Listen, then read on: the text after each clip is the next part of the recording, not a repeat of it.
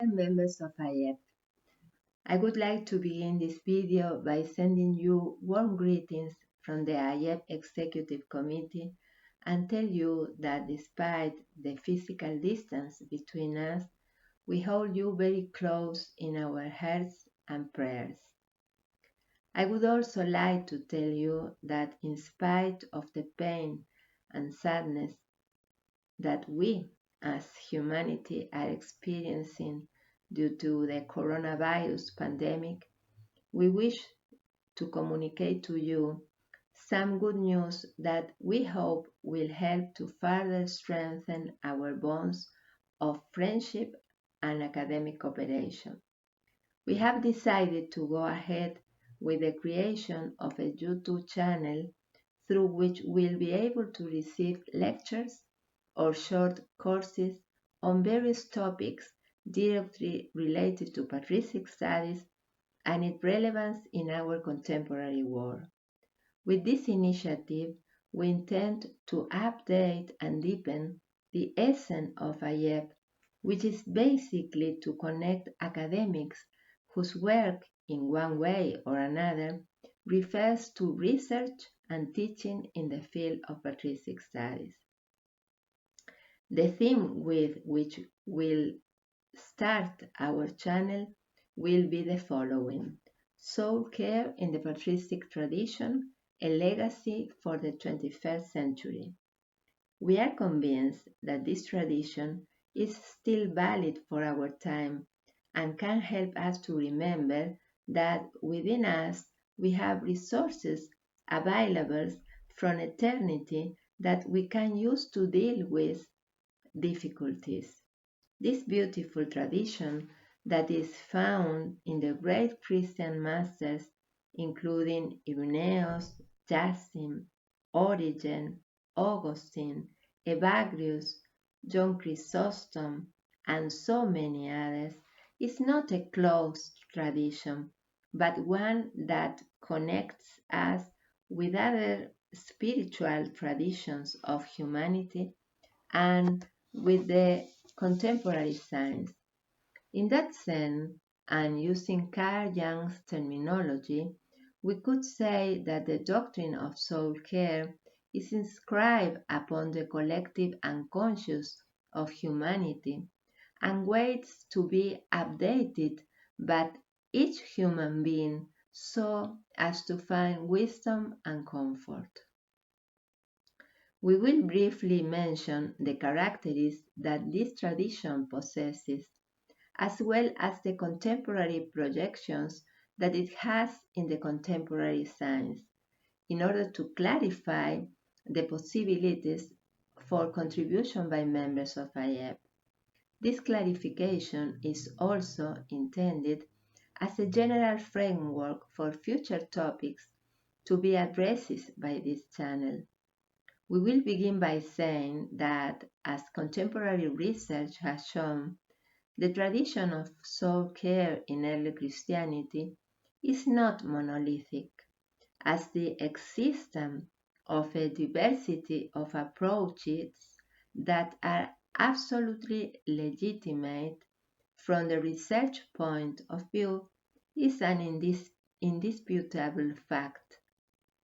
Far from being a problem or a difficulty, this gives a greater richness to the perspective of study and understanding of this tradition. However, in all of these approaches, there is a common factor that unites them, because beyond how each author defines the notion of soul, all of them postulate the existence of an eternal dimension that exists independently of the biological, psychological, cultural dimension. For most patristic authors, this independence does not mean indifference or isolation with respect to life over time that is subject to expiration, but on the contrary, it grants the human being freedom with respect to all interior and exterior conditioning. the certainty that God and God's Son, the Christ, dwell in the soul allows for objective contemplation both of the human being himself and of the cosmos. This state of contemplation grants serenity and hope, since the responses to the challenges that the temporal life presents are guided by wisdom and love. It is also worth mentioning briefly that contemporary science such as neuroscience, psychology, psychiatry, and quantum physics have taken up this tradition for pressing issues of the 21st century, such as the relationship between consciousness and the brain, the handling of emotion, and life after death. As for how the channel will be implemented, I would like to very special thank Professor Fernando Soler, a young and promising specialist in origin, for having organized all of the technical aspects that the implementation of such a project implies. On behalf of all the members of AIEP, thank you very much, Fernando. Along with this video, we have attached a document explaining the procedures to be followed by all those members who are interested in contributing to a presentation or short course. We have tried to ensure that language is not a barrier to participation. In that sense, English will be considered an excellent means of universal communication, but 4 additional languages, German, French, Italian, and Spanish, will be admitted, each of which can be translated by the online translator DeepL. Here, I thank our former AIEP President, Professor Theo de Brim, for having brought to my attention the existence of this very useful translation tool. It always been necessary to attach the written text in one of the 5 languages, so that it can be read and translated when AIEP members require. Each presentation, of course, will generate possible dialogues and electronic exchanges, so that each contribution will be an opportunity for further reflection and research. In summary, the aim of this channel will be to strengthen our academic ties and at the same time to show the relevance of patristic studies for our time. Given that AIEP has always distinguished itself for its quality and academic level, a scientific committee has been set up to be responsible for the evaluation of the proposal submitted.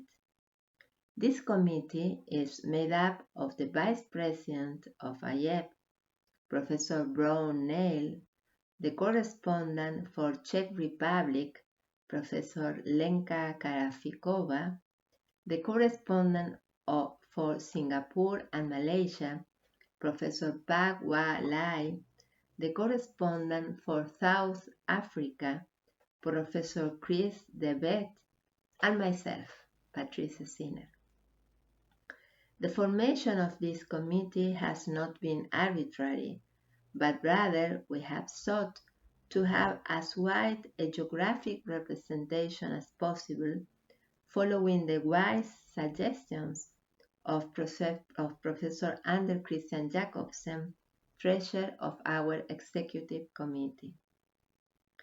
This is one more way of celebrating the unity of academic interests and the diversity of cultures and regions. Finally, I would like to tell you that our channel will start with a lecture of 4 outstanding specialists: Professor Rubén Peretón Rivas, Professor Wendy Meyer, Professor Chris DeBeck, and Professor Francisco Garcia Bazán, who I hope will thereafter be joined by all those who wish to participate in this new initiative. And as a conclusion, I would like to again send each and every one of you our most affectionate greetings. We hope that this time of crisis and difficulties will strengthen and unite us even more. Thank you very much.